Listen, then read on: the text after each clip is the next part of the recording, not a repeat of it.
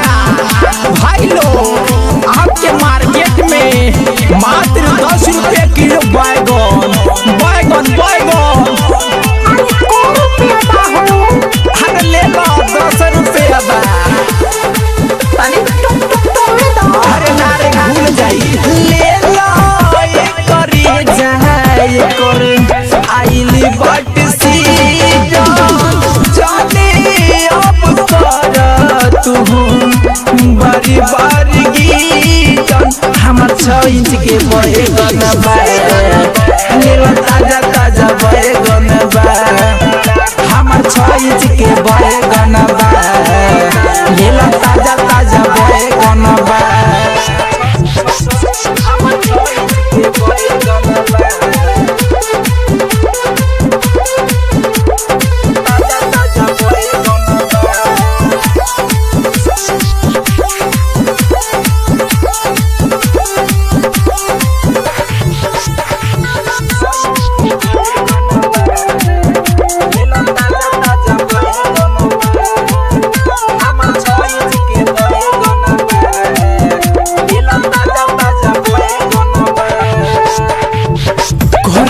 लेबू तलहना गहकी जनी भरे मारो यूपी बिहार में फेमस बहरे तुहरा नहीं बुझाला अरे देखो ज्यादा एडवांस मत बोलो लेना है तो लो कोरोना हाला लेबू तलहना गहकी जनी भरे मारो यूपी बिहार में फेमस बहरे तुहरा नहीं बुझाला मौका नहीं मिली फिरू चिझई चिखे के मौका नहीं मिली फिरू चिझई चिखे के हमर 6 इंच के बैगन बा लेला ताजा ताजा बैगन बा हमर 6 इंच के बैगन बा लेला ताजा ताजा बैगन बा